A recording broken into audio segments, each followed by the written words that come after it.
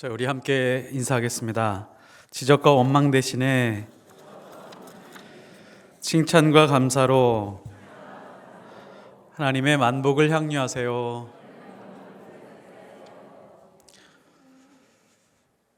자, 한 번 더 인사하겠습니다. 하나님이 새롭게 하십니다 라고 이렇게. 자, 오늘 찬양 너무 좋은 찬양이었습니다. 오늘 하나님의 말씀은 하나님의 높은 길을 따라가라 라는 제목으로 말씀을 증거하도록 하겠습니다. 경영학에 보면 가비지 이론이라고 하는 이론이 있습니다. 가비지, 쓰레기 이론 이런 정도로 해석할 수 있을 것 같습니다. 많은 사람들이 회사를 운영하면서 여러 가지 아이디어를 내는데 그 아이디어들 중에 최상의 아이디어들만 모아서 사업을 꾸려 나가다가 버려진 아이디어들이 있는데요. 쓰레기통에 버려진 아이디어들이 있는데 그 버려진 아이디어를 모아서 좋은 프로젝트를 만들 수 있다라고 하는 그런 이론입니다. 이런 이론하고 비슷하게 이어지는 것이 또 어떤 팀을 꾸려 나가는데요. 어떤 팀에서 가장 최고의 사원, 능력 있는 사원, 모범 사원들만 모아서 하나의 팀을 이루어서 사업을 이루어가면 사업이 잘 될 것이다 라고 하는 생각을 가지고 있었지만 꼭 그렇지만 않더라. 어떤 문제를 일으키는 사원을 모범 사원들이 모여있는, 능력이 많은 사람들은 모여있는 거기다가 한 사람을 넣으니까 오히려 더 활발한 창의적 활동이 일어나더라 라고 하는 그런 이론 중에 하나입니다. 서양은 이제야 가비지 이론이나 이 폐기된 물건들을 가지고 재활용하면서 환경에 여러 가지 기여를 하고 있고 경제적 이익을 창출하고 있지만 한국은 훨씬 오래전에 이것이 어떤 전략이나 어떤 특별한 활동이 아니라 생활이었습니다. 한국은 훨씬 오래전에 음식이나 일상생활에서 이러한 일들을 이루어가고 있었는데요. 우리가 먹는 음식 중에 시래기라고 하는 음식이 있습니다. 누가 보기에도 쓰레기통에 버려질 만한 그런 음식이었는데 이런 채소 찌꺼기나 그런 것들을 잘 말려서 밥상에 올려서 음식으로 해 먹습니다. 시들어버린 무청이나 배춧잎 같은 쓰레기를 그냥 버리지 않고 우리 몸에 가장 좋은 것으로 바꾸어서 음식으로 해먹는 것이죠. 비타민C도 많아서 건강에 한결 좋다고 말합니다. 값어치가 없다고 생각한 것에서 오히려 새롭고 귀중한 것으로 만들어내는 그런 능력, 이것이 바로 한국인에게 있었습니다. 물론 음식뿐만이 아니라 여러 가지 있죠. 몬드리안이라고 하는 그런 유명한 화가가 있는데 이 화가가 예술로 승화시켰던 것이 격자, 직사각형 안에 있는 거기에다가 노란색, 하얀색, 검은색 이런 걸 넣어서 예술이라고 그렇게 말을 하고 있었지만 이것도 또한 한국인들에게는 일상생활과 같았습니다. 어디에서 볼 수 있었죠? 밥상 보자기에 보면 그 보자기를 여러 색깔로 기워서 사용했었던 것을 우리가 알 수가 있습니다. 이렇게 제한된 시간과 자원 안에서 쓸모없는 것, 버릴 것을 쓸모있게 만드는 것을 우리는 이렇게 표현합니다. 창의적이다, 창조적이다 라고 이렇게 말합니다. 버려진 흙에서 생명을 불어넣은 다음에 살려내는 것, 이것을 정확히 성경은 창조라고 말합니다. 인간은 그렇게 생겨났죠. 하나님이 하시는 일이 바로 이것입니다. 하나님의 생각이 꼭 이와 같습니다. 누가 보기에도 다 죽어서 버려진 것 같은 인생에 하나님은 다시 생명력을 불어넣어서 살리시는 그런 분이십니다. 하나님을 알고 만나는 것에서 그치지 않고 하나님을 사랑하는 데까지 가는 사람들이 느끼고 경험하는 것이 있습니다. 시편 91편 14절에 보면 하나님이 이르시되 그가 나를 사랑한즉 내가 그를 건지리라. 그가 내 이름을 안즉 내가 그를 높이리라. 사실 이것을 말씀으로만 들어서 그렇지 하나님의 사랑을 느끼고 또 하나님을 사랑하는 사람들은 그 하나님의 사랑 안에서 느끼는 신비로움이 있습니다. 하나님을 알고 사랑하면 세상 모든 사람이 포기한 인생이라고 할지라도 하나님은 다시 건져주시고 높여주신다라고 말씀하고 있습니다. 자, 그러면 이것이 어떻게 하나님이 건져 주실까요? 어떻게 하나님은 높여 주시는 것일까요? 그리고 이 말씀이 사실입니까?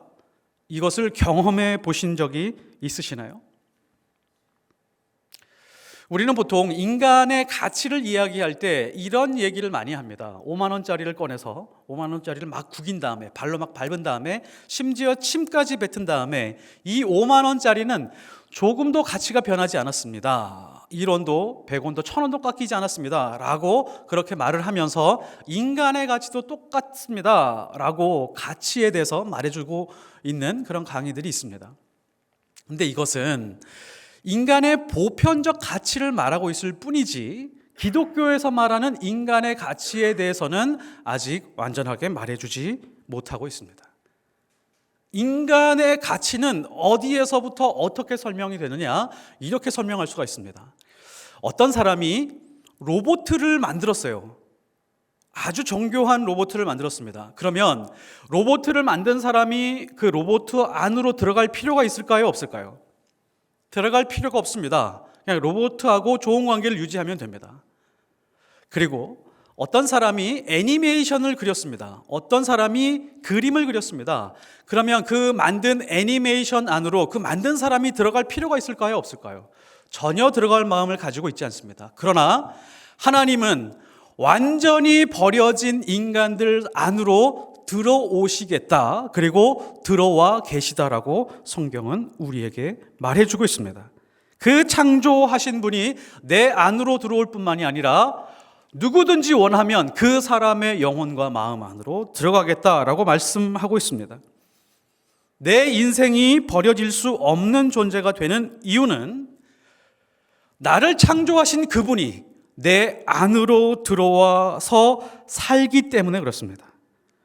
세상 그 누구도 그 어떠한 것도 도저히 버려질 수 없는 존재로 살아가는 그 이유가, 그 단 하나의 이유가 바로 하나님이 내 안에 들어와서 살고 있습니다. 이것이 굉장히 무서운 능력을 가지고 있습니다. 죽고 싶어도 죽어지지가 않고 포기하고 싶어도 포기가 되지 않습니다. 잠시 좌절하고 절망하는 것처럼 보인다라고 할지라도 다시 일어나고 새 힘을 얻어서 새로운 희망을 가지고 살아가게 되는 놀라운 힘이 있습니다. 거기서 그치나요? 절대로 그렇지 않습니다.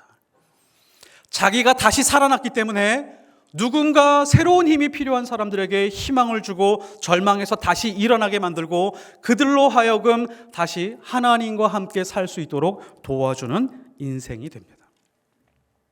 하나님이 내 안에 살고 계시다라고 하는 증거가 있습니다. 나의 형편, 나의 건강, 내 상황에서 도저히 누군가에게 무언가를 나눌 수 없는 상황인데도 불구하고 내가 무언가를 나누고 있다라고 하는 것, 누군가에게 힘을 불어넣고 있다라고 하는 것, 그것이 바로 내 안에 하나님이 살아계시다라고 하는 증거입니다. 혹시 그런 삶을 경험하고 계신가요? 그러면 정확히 하나님이 내 안에 살고 계신 것입니다. 그래서 하나님의 생각은 모든 면에서 세상과 정반대입니다. 사람이 생각할 수 있는 범위 밖에 있습니다. 오늘 말씀 8절에 보면 이는 내 생각이 너희 생각과 다르며 내 길은 너희 길과 다름이니라 여호와의 말씀이니라. 우리가 믿음이 생기면서부터 어떤 구분이 생기냐면 이런 겁니다. 하나님이 믿어지기 시작을 했어요. 예수 그리스도가 나를 사랑한다는 것이 믿어지기 시작을 했습니다. 믿어지기 시작을 하면서 내 안에서 발견되는 것이 있는데 하나님의 생각과 내 생각이 다르구나 라고 하는 것을 본능적으로 경험하게 됩니다. 생활하면서 경험하게 됩니다. 거기서 한 걸음 더 나아가서 하나님을 사랑하게 되었어요. 아, 이제 나는 하나님을 사랑해 라고 하는 데까지 갑니다. 머릿속에서 믿고 마음속으로 그냥 믿는 데서 그치는 것이 아니라 이제는 하나님을 사랑합니다. 하나님을 사랑하는 데까지 갔을 때 느끼는 게 있어요. 그것이 무엇이냐면 하나님이 내 인생에서 다니시는 길이 있구나 라고 하는 것을 알고 깨닫게 됩니다. 하나님이 가지고 계신 높은 생각이 있구나 라고 하는 것을 경험하게 됩니다. 우리가 믿음 생활하면서요, 낙담하고 절망하고 상처받는 이유가 여기에 있습니다. 내가 하고 싶은 것과 하나님의 생각이 차이가 벌어지기 시작을 하면서 낙담과 낙심이 찾아오기 시작을 합니다. 그리고 하나님을 사랑하면서부터 하나님의 길과 나의 길이 좀 다르다라고 하는 이 간격 때문에 마음이 불편해지기 시작을 합니다. 특히 우리의 스트레스와 불행한 일들이 하나님의 높은 생각에서부터 비롯되었다라고 하는 것을 알지 못하면 우리는 이것에 대해서 더 큰 고민과 갈등을 하기 시작을 합니다. 우리가 만나는 모든 사람들이 의미가 있습니다. 내가 당하는 모든 고통과 상처에 목적이 있습니다. 하나님을 사랑할 때 느끼고 경험하는 것입니다. 성경 전체를 통해서 살펴보면 하나님의 높은 생각과 높은 길은 두 가지로 살펴볼 수 있습니다. 첫 번째는 하나님의 높은 생각은 어느 길로 다닐까요? 인간이 생각할 때 불행하다라고 하는 인간의 불행을 통해서 구체적으로 일하신다라고 하는 것입니다. 제가 앞서 말했던 것처럼 성경 전체라고 했습니다. 성경 전체에서 우리가 알고 있는 모든 인물들을 한번 보십시오. 하나님이 찾아왔을 때, 하나님이 구체적으로 일했을 때가 언젠가를 보면 그 사람이 가장 불행했을 때 하나님이 가장 구체적으로 일했습니다. 어떻게 표현할 수 있죠? 인간의 불행한 그 상황에서 하나님은 그 길을 따라 일을 하고 있다는 것을 우리에게 알려주고 있습니다. 하나님께 인정받는 인물, 그 누구라도 한 명을 한번 들어보십시오. 그들이 가장 불행했을 때 하나님이 음성을 들려주셨습니다. 고난과 불행의 길 위에서 하나님은 거니시고 산책하시고 다니셨다는 것을 알 수 있습니다. 그럼 왜 그러실까요? 왜 하나님은 고난과 불행이 아니고서는 우리에게 말씀하지 않으실까요? 왜 그 길만 다니실까요? 이유가 있습니다. 고난과 불행이 아니고서는 하나님의 뜻을 가르칠 수 없기 때문에 그렇습니다. 고난과 불행이 아니고서는 하나님의 높은 생각을 우리가 습득하기가 어렵기 때문에 그렇습니다. 편안한 인생을 통해서 만난 하나님, 불행과 절망에서 만난 하나님, 이 두 종류의 하나님이 있다라고 치겠습니다. 그러면 이 두 종류의 느끼는 하나님은요, 천지 차이가 납니다. 마치 군인과 갓난아이를 비교할 만큼의 큰 차이가 있습니다. 그래서 우리를 향한 하나님의 높은 길은 평탄한 길이라기보다는 불행의 길로 인도할 때가 많이 있습니다. 그래서 우리는 믿음 생활하면서 이 자리에서 하나님과 많이 부딪히게 되고 좌절하게 되고 걱정하게 되고 염려하게 됩니다. 반면에 여기서 기도하고 말씀 가운데 거하게 될 때 우리의 마음이 하나님의 높은 생각에 대해 깨닫기 시작을 합니다. 제네바에 피에르 렌치니크 박사라고 하는 사람이 있는데 의학과 위생지라고 하는 그런 지에 이런 논문을 발표했습니다. 고아가 세계를 주도한다. 누가 주도한다고요? 고아가 세계를 주도한다. 역사를 움직인 300명의 지도자를 살펴보니까 대부분이 고아였다는 것입니다. 헬라 제국의 알렉산더 대왕, 로마의 줄리어스 시저 황제, 프랑스의 루이 14세 왕, 미국 건국의 아버지 조지 워싱턴, 프랑스의 나폴레옹, 영국의 빅토리아 여왕, 이스라엘 최초 여성 총리 골다 메이어, 프랑스의 유명한 정치가 비스마르크, 드골 장군, 이 사람들의 인물 300명을 한번 추려서 살펴보니까 대부분이 고아 출신이었다는 것입니다. 동양도 마찬가지입니다. 공자는 1살 때 아버지를 잃었습니다. 루소라고 하는 사람은 태어난 지 얼마 안 돼서 어머니를 잃고, 데카르트는 1살 때, 파스칼은 3살 때 각각 어머니를 잃었습니다. 레오나르도 다빈치는 사생아였습니다. 바흐는 고아였습니다. 단테, 톨스토이, 도스토예프스키 모두 고아였다라고 하는 것입니다. 불행과 결핍이 반드시 불가능을 의미하지 않는다는 것이죠. 믿음의 눈을 열어서 우리의 고난과 불행을 보게 되면 하나님의 은총과 섭리가 그 안에 보석처럼 숨겨져 있습니다. 그리스도인들이 불행한 시간을 지날 때가 있습니다. 누가 보기에도 창피할 정도로 부족할 때가 있고 인간의 힘으로 아무리 노력해도 채울 수 없는 그런 부분들이 있습니다. 그러나 바로 그 자리에서 하나님의 높은 생각과 높은 뜻이 실행되는 그런 시간입니다. 하나님이 다니시는 높은 길입니다. 그리고 우리는 그것을 충분히 깨닫게 되었을 때 하나님 앞에 이와 같이 고백을 합니다. 고린도전서 6장 9절에서 10절. 무명한 자 같으나 유명한 자요, 죽은 자 같으나 보라 우리가 살아있고, 징계를 받는 자 같으나 죽임을 당하지 아니하고, 근심하는 자 같으나 항상 기뻐하고, 가난한 자 같으나 많은 사람을 부요하게 하고, 아무것도 없는 자 같으나 모든 것을 가진 자로다. 결국 여기서 하고 싶은 말씀은 이 말씀인 것 같습니다. 가난한 자 같으나 많은 사람을 부요하게 하고, 하나님은 고난과 불행의 시간 속에서 더 구체적으로 일하겠다라고 선언하신 것입니다.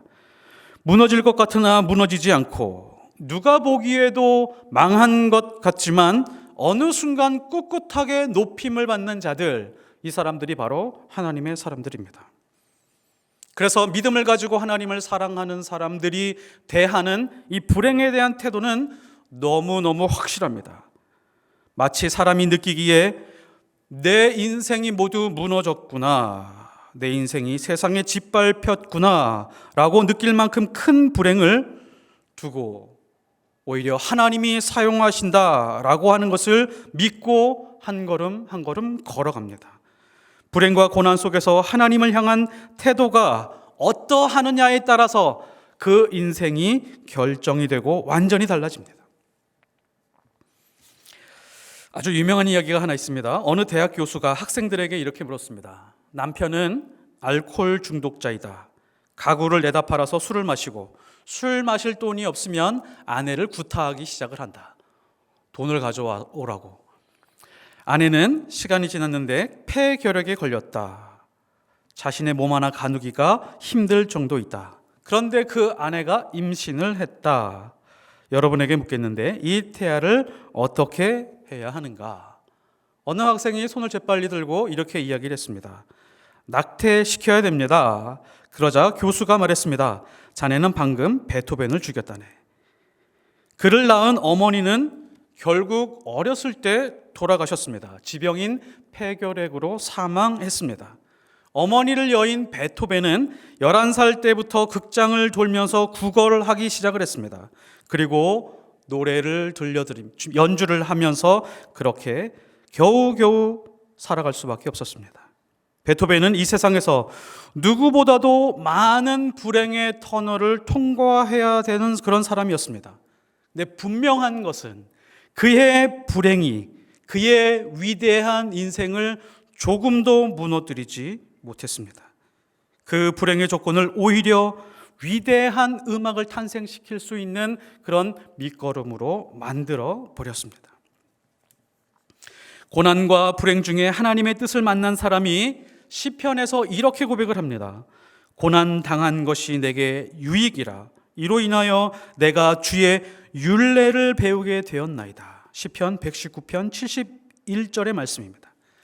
여기서 주의 율례를 배우게 되었다라고 하는 말씀은 하나님의 말씀을 더 잘 깨닫게 되었습니다. 하나님의 말씀이 꿀송이처럼 달게 되었습니다. 라고 하는 수준 정도가 아닙니다.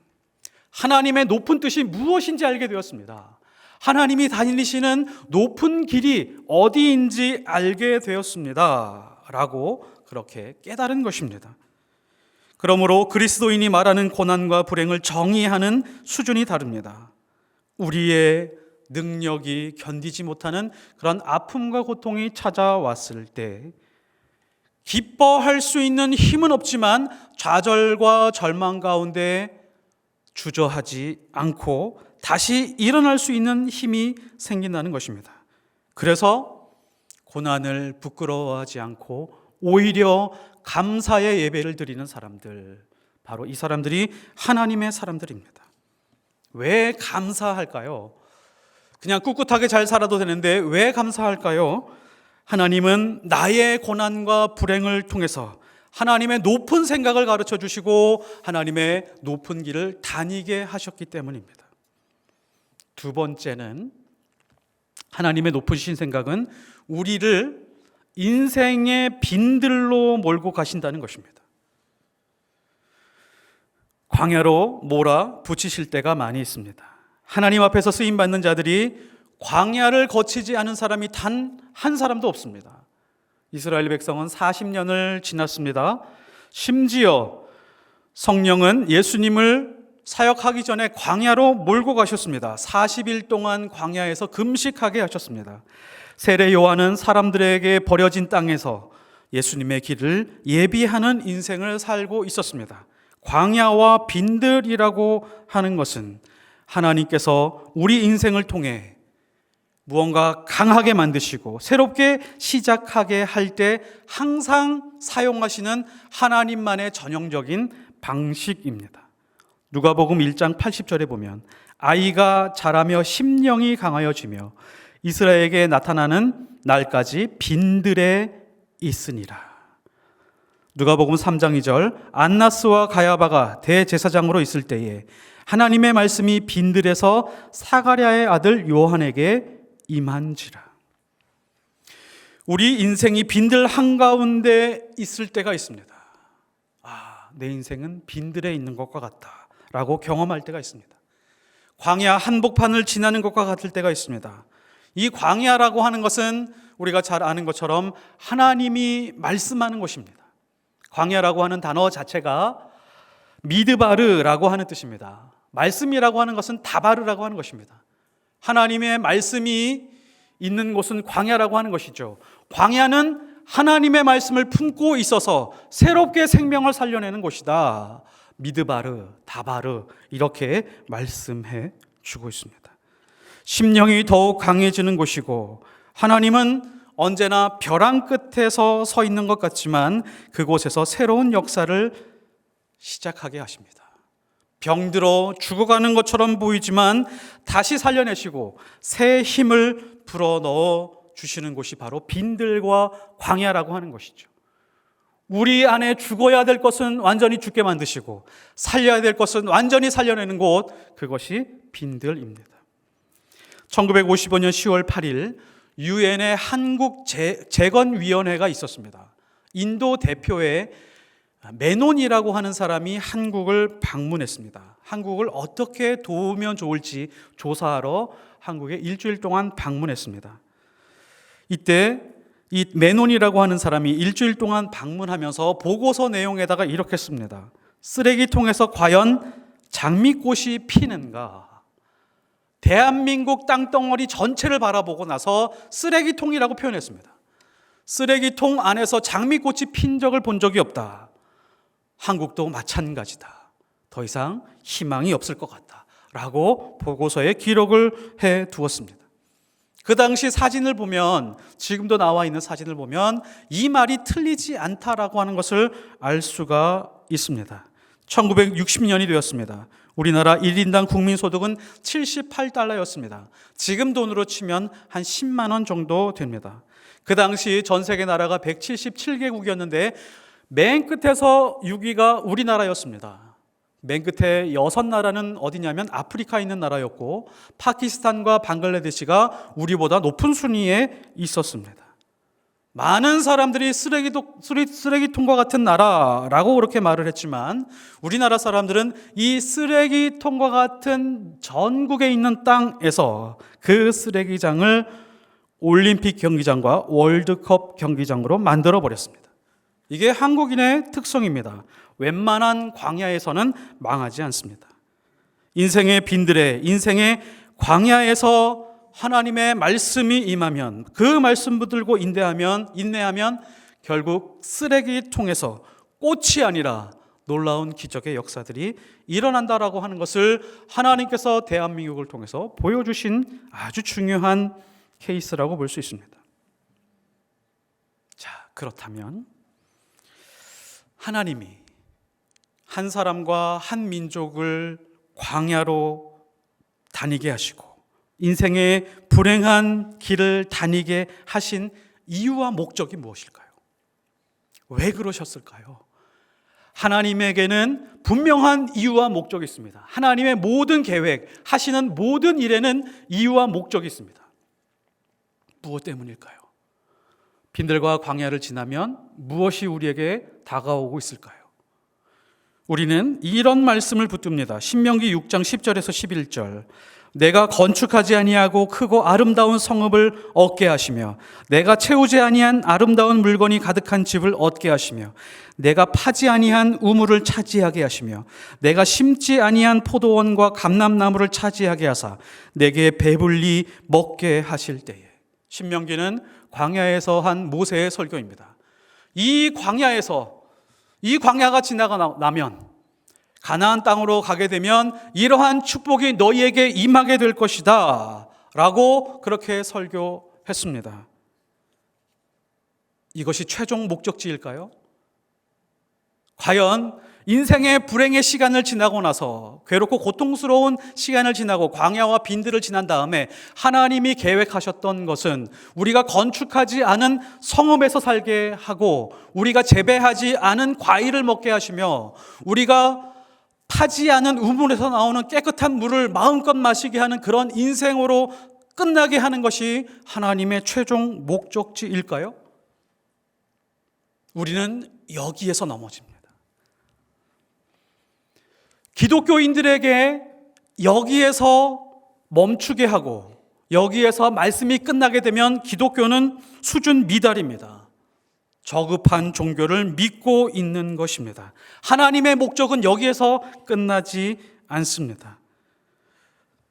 물론 하나님께서 하나님의 말씀에 순종하면 이 땅에서도 은혜를 주시고 복을 주신다라고 하는 것은 부인할 수 없지만 하나님의 최종 목적지는 거기가 아닙니다.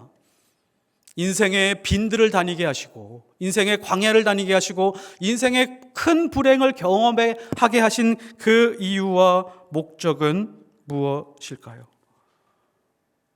성읍, 우물, 과일들, 이 모든 것들은 천국에 있는 것들에 비하면 먼지 수준에 불과합니다. 신명기 10장 19절에 보면 너희는 나그네를 사랑하라. 전에 너희도 애굽 땅에서 나그네 되었습니다. 이것이 하나님의 뜻과 목적입니다. 너희를 이집트 땅에서 400년 동안 노예로 병든 자로 거지와 같이 압박당하고 인간 이하의 취급을 400년 동안 당하게 한 이유가 있다. 그 이유가 뭐냐면 나그네에게 그냥 도움 주는 사람에서 끝나는 것이 아니고 나그네를 사랑하는 사람이 되게 만들게 하기 위한 나의 목적이었다. 이 땅에서 발붙일 곳 없는 사람에게 설 땅이 되어주라고 하는 것입니다. 집 없는 사람에게 집이 되어주고 사랑받지 못한 자들에게 사랑을 알려주고 절망 속에서 눈물 흘리고 있는 사람들에게 눈물 닦아주는 삶을 살게 하시려고 하는 것입니다. 부모 없이 성장한 어린아이들이 있습니다. 그 아이들이 어릴 때 밤이 얼마나 두려웠을까요? 아빠 없이 홀로 장애아이를 키우고 있는 엄마들, 마음 둘 곳이 없어서 뛰쳐나와서 마음 둘 곳을 찾다가 어떻게 하다가 덜컥 아이를 낳아버린 미혼모들, 법적인 보호도 받지 못하고 학대받고 있는 외국인 노동자들, 난민들, 장애인들, 그분들에게 하나님의 사랑이 무엇인지, 진짜 사랑이 무엇인지 알려주라고 하는 것이, 이것이 바로 하나님의 높은 생각이고 이것이 바로 하나님의 높은 길입니다. 왜 우리에게 우리 인생의 빈들과 광야를 주셨다고요? 왜 불행을 주셨다고요? 왜 그것을 경험하게 온몸으로 체득하게 하셨다고요? 나그네를 사랑하라. 그냥 착한 일을 하고 하는 데서 그치는 것이 아니라 그들을 사랑할 수 있는 존재로 이 땅에서 살아가게 만드는 것이죠. 그들의 인생에 참여해서 이렇게 말하라는 것입니다. 당신의 인생에 하나님이 들어오시면 버려질 수도 없고 포기될 수도 없으며 쓰러지더라도 엎드러지지 않는 그런 인생이 됩니다. 죽음도 무효가 된다라고 하는 것을 알려주는 삶을 살게 하려고 하나님은 우리에게 그런 인생을 살게 하셨습니다. 내 인생의 고난 중에 만난 그 하나님, 당신도 알게 되었으면 좋겠습니다. 내 인생의 큰 불안과 고통 중에 만났었던 그 하나님의 사랑이 당신 안에도 부어졌으면 좋겠습니다 라고 하는 데까지 가게 하기 위해서 우리에게 빈들을 지나게 하셨습니다.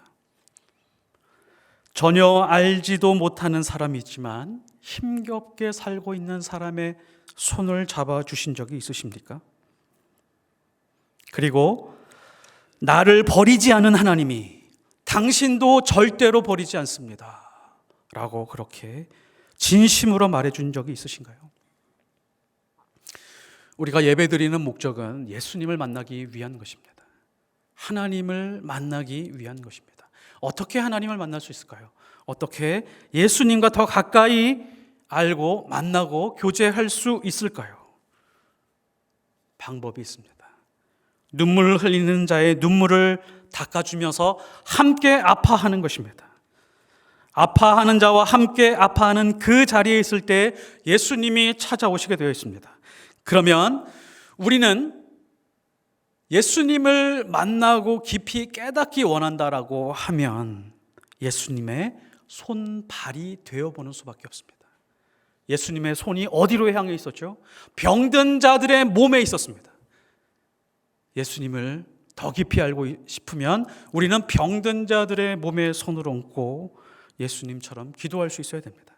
예수님의 발이 어디로 향했는지를 보면 우리의 발이 그 발을 따라서, 그 발걸음을 따라서 가게 되면 예수님을 만날 수 있게 됩니다. 우리의 마음을 거기에 두기 시작하는 순간 주님의 마음이 우리의 마음 속으로 들어오게 됩니다. 하나님의 높은 생각이 우리 안으로 들어오게 됩니다. 그리고 그 마음을 알게 되면 우리는 하나님의 높은 길을 가게 되어 있습니다. 그 길을 뭐라고 그러죠? 십자가의 길입니다. 그 십자가의 길을 가면서 기뻐하게 될 것입니다. 이런 구체적인 행동이 없이 믿음이 깊어지는 방법은 없습니다. 하나님의 섭리와 계획을 이해하고 예수 그리스도의 삶을 살아가고 성령이 충만한 것, 이것이 바로 이런 삶의 자리에 있을 때 우리에게 채워지기 시작을 합니다. 전에 내 인생을 보면 광야와 빈들에서 하나님을 만났지만 이제는 나그네의 광야와 빈들에서 하나님을 만납니다. 전에는 내 인생의 고난과 불행에서 하나님을 만났었지만 하나님의 은혜를 경험했지만 이제는 나그네의 고난과 불행 속에서 하나님의 은혜를 함께 경험하게 됩니다. 이것이 바로 하나님의 높은 생각이고 하나님의 높은 길을 따라 사는 삶입니다. 포이에마요, 하나님의 포이에마는 그 자리에서 완성이 됩니다. 이러한 은혜와 축복을 누리시는 하나님의 백성들이 되시기를 예수 그리스도의 이름으로 축복합니다. 기도하겠습니다. 하나님, 이 땅을 살아가면서 믿음의 기쁨, 은혜의 기쁨이 있지만 하나님의 생각과 하나님의 뜻을 알게 될 때 마음에 불편함을 경험할 때가 있습니다. 내가 원하는 바와 하나님이 원하는 바가 다르기 때문입니다. 하나님, 하나님의 높은 뜻과 하나님이 다니시는 길을 우리가 모두 수용할 수 있게 도와주시옵소서.